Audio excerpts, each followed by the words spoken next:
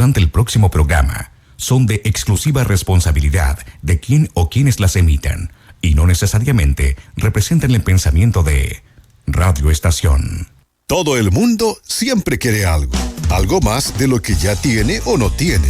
Con lo que se siente cómodo o incómodo. Con lo que te alcanza y no te alcanza. Lo que te tiene feliz o aburrido. Siempre queremos algo. Pero como decimos aquí, para lograrlo, tienes que decirlo. A Radio Estación llega el periodista Sebastián Huerta para abrir las líneas de comunicación, darle una vuelta a los temas de actualidad y ver si es verdad que guagua que no llora, no mama. De aquí al final, ¿cómo no vamos a sacar algo?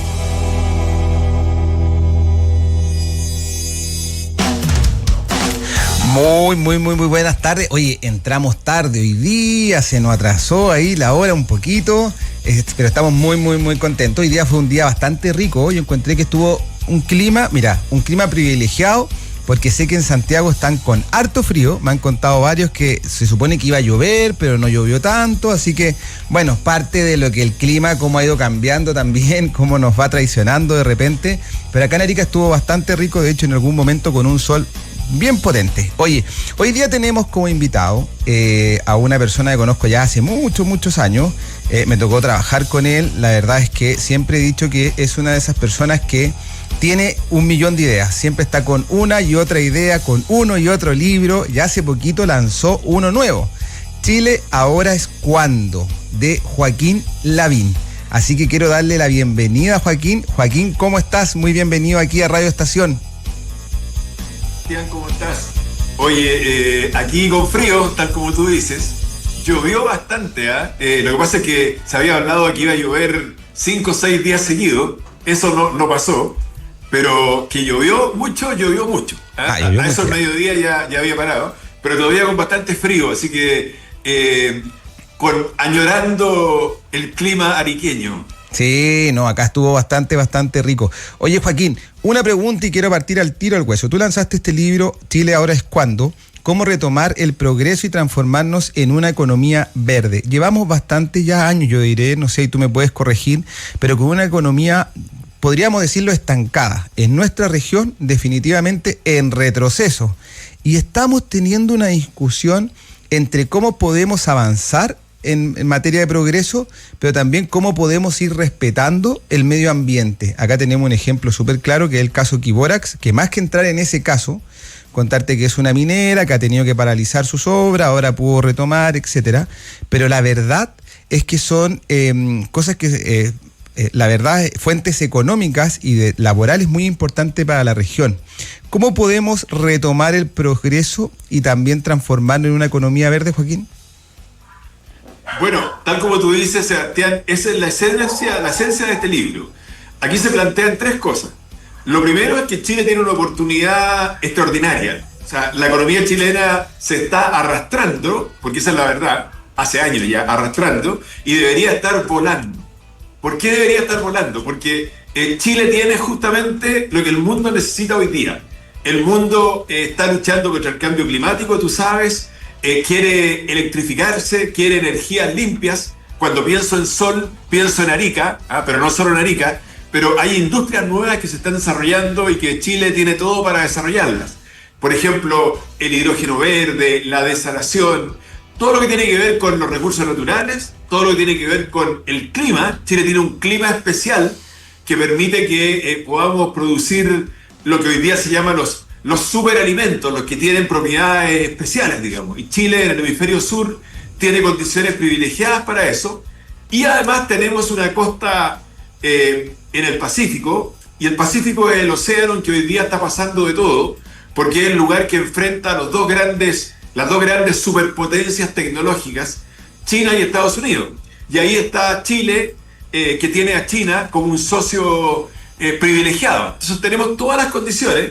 Pero lamentablemente, y la portada del libro lo voy a mostrar aquí a los que ven por Zoom, o los que ven por YouTube después, es una especie de...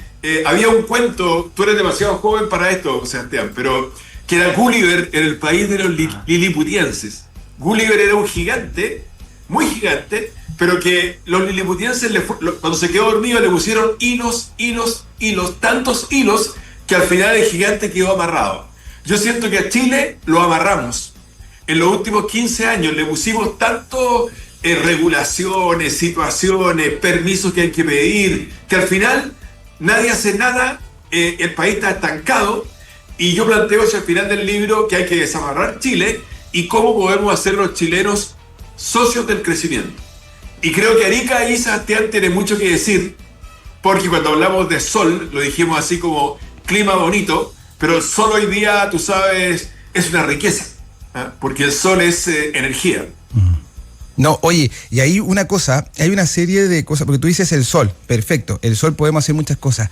Acá tenemos un sector que es completamente desierto, que se logró también, por ejemplo, plantar vegetales, y tenemos toda una producción. De hecho, me acuerdo que tú lo visitaste, ahí casi en la zona fronteriza con Perú.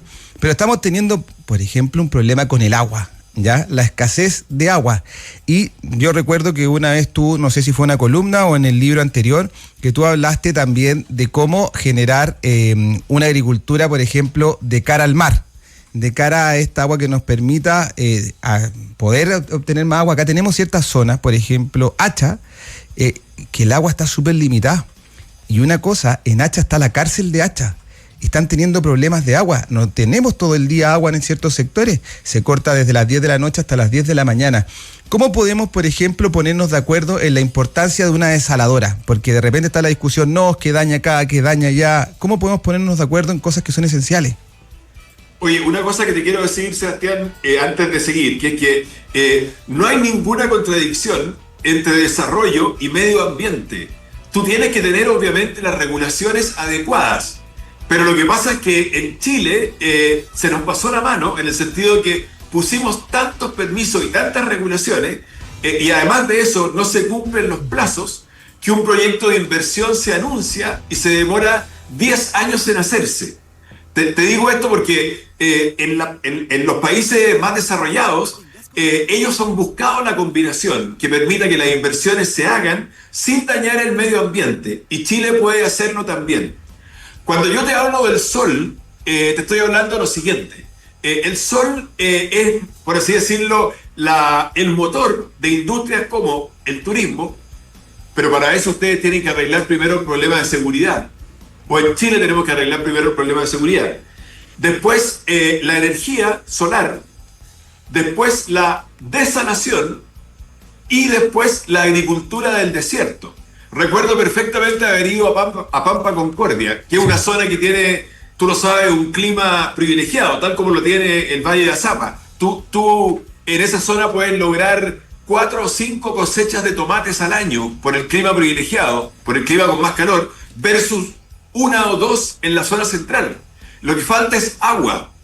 Pero si tú tienes energía solar a bajo costo, porque tienes un sol muy potente, con muy buena radiación, sin tanta nubosidad, bueno, resulta que desalar pasa a ser posible, porque desalar requiere mucha energía. Pero si tú tienes energía solar cerca de la playa, una planta desaladora en Arica, obviamente que es rentable. Y no solo, yo te diría, para la agricultura. Tiene que ser para 3 cosas. Tiene que ser para la agricultura, tiene que ser para la minería, tiene que ser también para el consumo humano. Así como Antofagasta toma hoy día agua desalada, en el futuro la gran mayoría de las ciudades costeras de Chile, si esta mega sequía continúa, como Arica, por ejemplo, van a tener que tomar agua desalada. Entonces, si yo estuviera en estos momentos en Arica, me preocuparía de que hubiera lo antes posible una planta desaladora y que permitiera también no solo el consumo humano, sino que también el consumo agrícola, porque hay una potencialidad que hoy día, por así decirlo, el lenguaje de este libro está amarrada y hay que desamarrar. Yo recuerdo que todos se quejaban allá en Pampa Concordia de que, bueno, había 1000 hectáreas, pero solamente podían regar una parte, todo lo que tú conoces. O sea, a Arica le llora hoy día una planta desaladora, pero no una que se demore 10 años. Una que se demore 2, que se demore 3. No. Eso es lo que hay que lograr. Oye, Joaquín, te quiero hacer una pregunta que de repente es media teórica, pero para explicar lo que nos está pasando, porque estamos estancados hace mucho rato a nivel nacional. En Arica estamos en retroceso, y eso no lo digo yo, sino lo dice la cifra económica, y tú siempre hablas de la trampa de los países de ingreso medio, ¿ya? ¿Me puedes explicar qué es lo que es esa trampa? Porque el otro día lo escuchaba y hay gente que me preguntaba, ¿qué es lo que es esa trampa? ¿Qué es lo que es la trampa de los países de ingreso medio que estamos viviendo acá en Chile? Se refiere a que hay ciertos países que eran países pobres, digámoslo así, como lo era Chile, digámoslo en la década del 60 o incluso en la década del 70, y que de alguna manera comenzaron a desarrollarse y pensaron que iban a lograr el sueño del desarrollo, pero que, asemejarse a países. Yo recuerdo que Chile se hablaba de, por ejemplo, pillar a Portugal. Portugal, entre comillas, era el país más de clase media de Europa.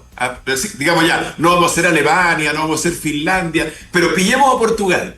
Bueno, ese sueño se esfumó. O sea, los países, la trampa del ingreso medio es que los países dejan de ser pobres, pasan a ser países de clase media, digamos así, que disminuye la pobreza, pero todavía no logran el desarrollo, y ahí como que caen en una especie de telaraña, una especie de trampa, en que no salen. Y Chile lleva, yo diría, unos 15 años en esa trampa. Y te lo grafico en lo siguiente, Sebastián. Estamos en el 2025. Bueno, nosotros estamos exportando prácticamente la misma cantidad de cobre que el año 2010, que hace 15 años atrás. La misma cantidad de salmones que hace 10 años atrás. Los mismos productos forestales que hace 10 años atrás. Obviamente que en términos de plata el precio del cobre ha subido, entonces estamos entre comillas felices, estamos exportando más, pero solamente porque subió el precio, pero las cantidades físicas son las mismas. Entonces los países que están en esta trampa, como Chile, que ya lleva entre 10 y 15 años en esa trampa, tienen que hacer una especie de esfuerzo especial por desamarrarse y por salir de esa trampa. Y no son muchos los países que lo han conseguido. Son, 5, 6, 7 países que salieron de esa trampa y hoy día son países ricos, desarrollados, con un ingreso per cápita y un nivel de vida alta. A Chile le falta ese paso. Y este libro apunta a que tratemos primero de mirar esta posibilidad, de mirar este sueño y de lograrlo. Y te digo mirar este sueño porque muchos de los chilenos hoy día no saben que el sol es una riqueza, no saben que el viento es una riqueza, no saben lo importante que es el litio para las baterías en el mundo de los vehículos eléctricos. O sea, lo primero es mostrarle a los chilenos que tenemos una riqueza que ni nosotros mismos sabemos en qué consiste. Joaquín, ¿y cómo nos podemos poner de acuerdo? Porque claro, ¿cómo le mostramos eso a los chilenos si al final tenemos autoridades que constantemente están peleando, discutiendo, etcétera? ¿Cómo generar un pacto, entre comillas, del progreso y del crecimiento de Chile? Que al final eso se traduce en empleos. De repente cuando uno habla del crecimiento, del progreso, que son cosas que de repente suenan media abstractas, eso se traduce en empleo, se traduce en más oportunidades, en que la persona puede mejorar su salario, en que las personas pueden seguir creciendo en la jerarquía también dentro de la empresa, pueden optar a mejor trabajo, porque cuando yo estoy creciendo como empresa, estoy en un mejor lugar, puedo generar más puestos de trabajo, necesito abrir más sucursales, son cosas que tienen un impacto directo en la ciudadanía. ¿Cómo podemos generar ese pacto social? ¿Qué se necesita? Porque al final las decisiones las toman los políticos. Sí, hay dos cosas que necesita Chile hoy día, Sebastián. Uno, yo sé que no es el tema en este minuto, pero mencionémoslo, que es la seguridad. Y yo creo que ese es un tema que en Arica es crucial, porque Arica podría ser una gran potencia turística. Recuerda que alguna vez se habló de Arica como el Miami de Latinoamérica. Me acuerdo. O sea, como el lugar en que algunas personas de la tercera edad, por así decirlo, tal como hoy día hay gente que se va de Santiago y se va a vivir a Puerto Vara o se va porque pueden trabajar de cualquier parte. Bueno, se llegó a hablar de que para por ejemplo, las personas que jubilaban, Arica podría ser un atractivo para vivir ahí. Bueno, obviamente, si no se arregla el tema de seguridad, eso tiene posibilidad cero. Entonces, yo diría que seguridad es requisito número 1 para todo. Pero paralelamente con seguridad, tiene que ir el crecimiento económico, tiene que ir el progreso. Y yo creo, Sebastián, que para atraer estas inversiones grandes, porque siempre hay grandes anuncios, no sé, pues quizás van a invertir 10.000 millones de dólares, pero yo sé que esos proyectos son anuncios, pero que al final la permisología termina entrampándolos y pocos de ellos se materializan en la realidad. Yo pienso, es una cosa muy personal, pero no lo ha planteado hasta ahora nadie, no se lo he escuchado a ninguno de los candidatos presidenciales. Yo creo que hay que hacer un pacto con la gente. O sea, decirles, señores, señoras, ustedes van a ser socios del crecimiento. O sea, si Chile crece, por ejemplo, más del 3%, toda esa plata que se recauda por impuestos no va a ir al Estado, va a ir a un fondo que va a repartir dividendos entre todos los chilenos. Eso existe en otros países, hay fondos que se han armado, por ejemplo, con los ingresos del petróleo, hay un fondo en Alaska, en Estados Unidos, que reparte dividendos. Yo creo que vamos a tener que hacer a los chilenos socios del crecimiento, pero socios de verdad, en plata. ¿Por qué? Porque hoy día los chilenos desconfían totalmente del Estado, desconfían de todo. Tú necesitas una cosa como muy práctica y muy directa. Y yo estoy en esa fórmula. Creo que hay que empezar a planteárselo a los chilenos, porque yo quiero que los chilenos le digan a los políticos: oye, yo necesito que esta inversión de 10.000 millones de dólares se haga. Yo necesito que la planta desaladora en Arica se haga. ¿Y por qué la gente va a decir eso? Porque sabe que va a ir en la parada. O sea que aquí parte de la recaudación va a ir a este fondo va a repartir dividendos y se va a repartir entre la gente. O sea, tengo que ser socios del crecimiento, hacer a las personas socios del crecimiento de verdad. Si no, esto va a seguir estancado por un tiempo largo. Joaquín, y en el debate presidencial, ¿tú ves que hay espacio para eso? Yo lo que veo positivo es que por primera vez, después de mucho tiempo, se ha vuelto a hablar de progreso. O sea, de que efectivamente si Chile está estancado, las generaciones más jóvenes la tienen difícil. Esta es la primera vez en 40 años, Sebastián, primera vez en 4 décadas, que la generación de los hijos la tiene más difícil, va a vivir más apretada que la generación de sus padres. O sea, por ejemplo, para mis hijos, por ejemplo, comprarse una casa es mucho más difícil porque ya no hay los créditos a 30 años, ya no hay los créditos a 20 años hipotecarios. Conseguir trabajo es mucho más difícil. Entonces, ya el tema del estancamiento, ya como la gente se está dando cuenta, de decir, oye, no puede ser que tengamos a Chile parado, sobre todo con las oportunidades que tenemos. Entonces, lo que veo positivo es que por lo menos ya se está hablando de progreso, de creación de empleo, lo que tú dices, crecimiento económico, porque crecimiento es muy abstracto, pero en el fondo es, oye, que haya más pega, que haya más trabajo, que tenga mejores oportunidades. Por lo menos se está hablando de eso. Falta escuchar todavía fórmulas más concretas como la que yo te mencioné. Ya, Joaquín, y la última pregunta, porque sé que ya tienes que partir, no era parte de la entrevista, pero tú mismo lo tocaste, que es el tema de seguridad. La seguridad muchas veces se asocia al vivir en paz, vivir en tranquilidad, pero también es la oportunidad, cuando uno tiene un lugar seguro, de generar más oportunidades, de que se invierta más, de que se visite más, etcétera. ¿Qué podemos hacer en materia de seguridad a nivel nacional y a nivel regional? Sobre todo teniendo en consideración que actualmente en nuestra región estamos viviendo índices altísimos en materia, por ejemplo, de homicidio, índices altísimos en materia de uso de armas en los robos, etcétera. Entonces, es una violencia ya, podríamos decirlo, de un cariz distinto al robo que antes no sé, ibas caminando, te tiraban algo. No, hoy día estamos con niveles muy altos de violencia que se está implementando en cada uno de los actos que se están cometiendo acá de delitos. ¿Qué se puede hacer en eso? ¿Y qué podemos aprender? Y ahí lo último, ¿qué podemos aprender, por ejemplo, de lo que están haciendo otros países como El Salvador? Yo, Sebastián, creo que si tú no arreglas el problema de seguridad, es muy difícil atraer inversiones, es muy difícil que el talento, digamos, llegue a esos lugares. Entonces, este problema hay que resolverlo sí o sí.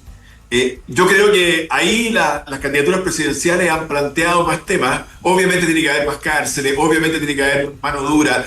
Yo solamente quiero hacerte un punto que no se lo he escuchado a nadie hoy día y que es importante, y creo que es importante en Arica también, que es lo siguiente, que es que los carteles que hoy día están operando en Chile tienen mucha capacidad de reclutamiento de niños y de jóvenes. Hay un estudio para México que yo te lo he mencionado otras veces, sí, que muestra cómo los carteles, pese a las cárceles y pese al enfrentamiento en que han muerto muchas personas integrantes de los carteles, siguen creciendo.